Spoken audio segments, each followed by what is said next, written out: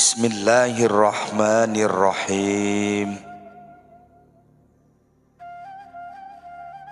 Belajarlah, kemudian beramal, ikhlas, sunyikan jiwamu dari ciptaan. Firman Allah Subhanahu wa ta'ala, katakan yang menurunkan itu Allah. Kemudian biarkanlah mereka main-main dengan percakapan kosong. Katakan seperti perkataan Ibrahim alaihi salam, sebagaimana tersebut dalam Al-Quran,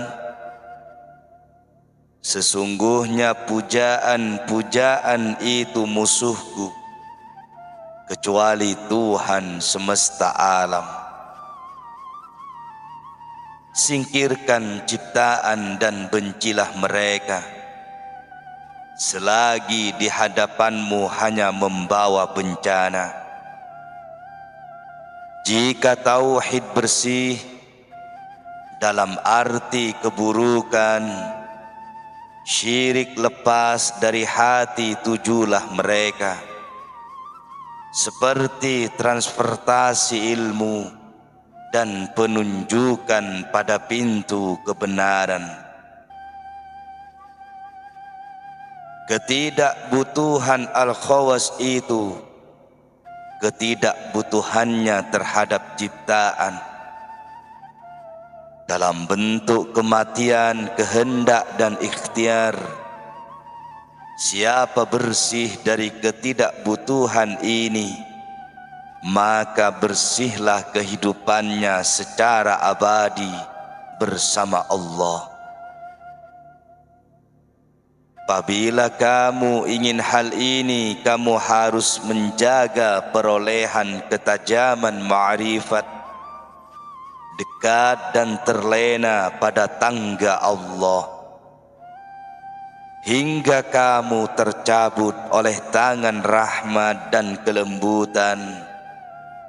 Ketika itu, niscaya kamu bisa hidup secara abadi, makanan tertolak dan sirri menjadi makanan. Karena itu, Nabi bersabda, aku bernaung di sisi Tuhanku, maka Dia memberi makanan aku dan meminumi daku. Artinya, memberi makanan sirri berupa ma'ani, memberi makanan ruh berupa ruhaniyat, memberi makanan yang khusus. Pertama kali perubahan sikap disertai hati, lalu ketetapan perubahan itu, dan terjadilah pengangkasaan hati dan sirrinya. Ketika itu ia hadir di tengah-tengah manusia. Nah, demikian kaitan kebenaran orang yang menyatukan antara ilmu dan amal, ikhlas dan pengajaran. Wahai manusia,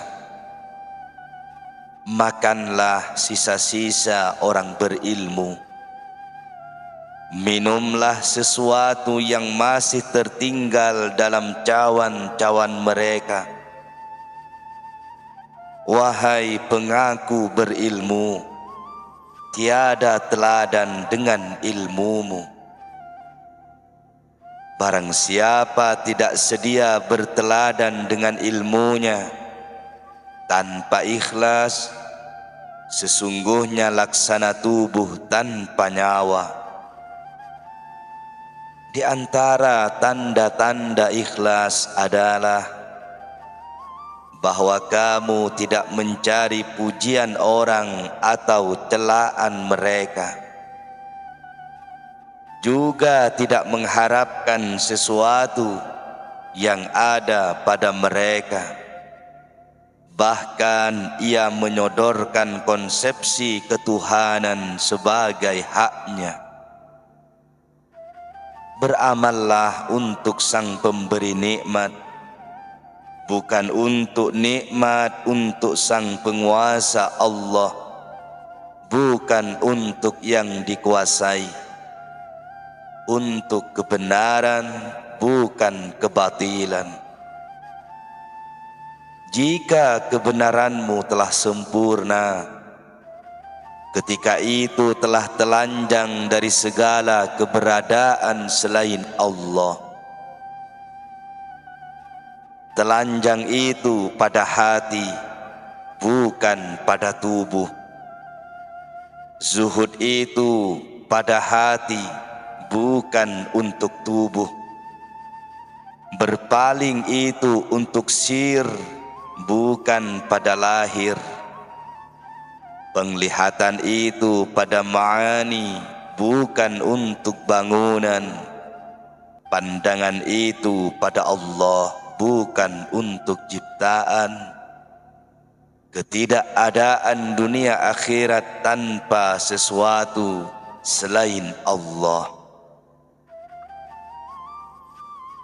Orang yang dicintai Allah yaitu orang yang diberi kekhususannya agar diberi nikmat berupa cobaan pada fisiknya, yaitu menjadi syahid di ujung pedang orang kafir. Maka bagaimana dengan para syuhada yang mati di ujung pedang diliput cinta? Bahwa penghancuran itu diproyeksikan mengarah bangunan-bangunan yang digunakan untuk bermaksiat. Jika kamu lihat pusat-pusat maksiat menghancurkan penghuninya, hancurkanlah ia, karena maksiat itu bisa menghancurkan negara dan merusak ibadah. Demikianlah seharusnya niatmu jika mengetahui di mana ada negara bermaksiat, hancurkanlah.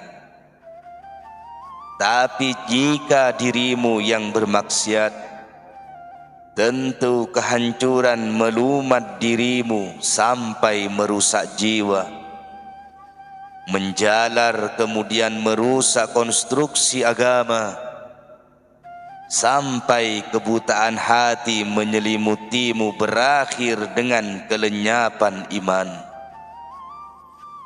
Di samping itu berbagai penyakit menyerang, fakir datang, maka ludeslah perbendaharaan.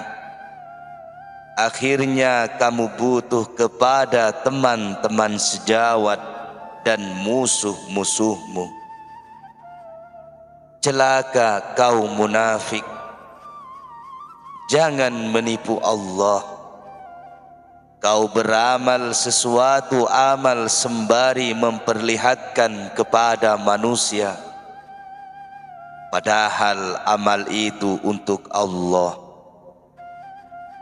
Rupanya kamu ahli berriak, ahli pengibul, dan lupa Tuhan. Tidak lama kau akan terlempar dari dunia dengan kemiskinan. Wahai pengidap penyakit dalam, peliharalah pengobatanmu.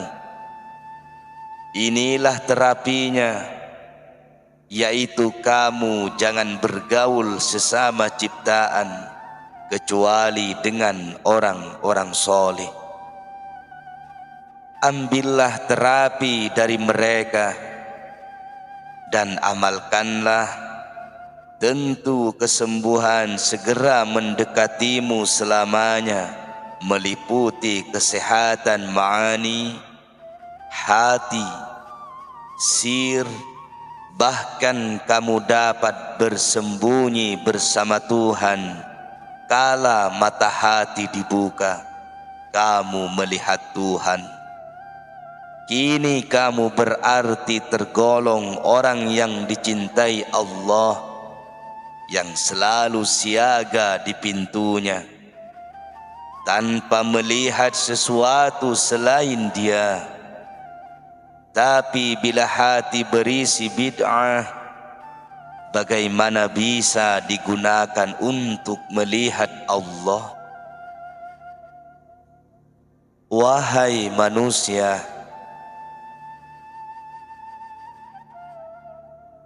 beritibaklah atau mengikuti perilaku Nabi sallallahu alaihi wasallam dalam kehidupan sehari-hari. Jangan berbid'ah, bersesuailah, jangan bersyirik. Esakanlah Allah, jangan tinggalkan pintunya. Pintalah Dia, jangan pinta yang lain. Mintalah pertolongan dengan Allah, jangan yang lain. Tawakkallah kepada Allah, jangan kepada yang lain. Wahai khawas, serahkan jiwa ragamu untuk Allah. Relakan apa yang ditentukan Dia. Padati hari-harimu dengan mengenang, bukan memohon. Pernah kamu dengar firman Allah Subhanahu wa ta'ala? Barang siapa memadati hari-harinya dengan mengenang Aku, meliputi masalah yang kubawa, tentu ia kuberi sesuatu yang lebih baik daripada yang kuberikan kepada peminta. Wahai orang yang sibuk mengenang Allah dan meluluhkan hati karena Allah, jika kamu rela atas pemberian Allah, tentu Allah menjadi teman dudukmu. Allah Subhanahu wa ta'ala berfirman, Aku menjadi teman duduk orang yang mengenang atau zikir kepadaku. Juga firman-Nya, Aku di samping orang yang luluh hati karena Aku.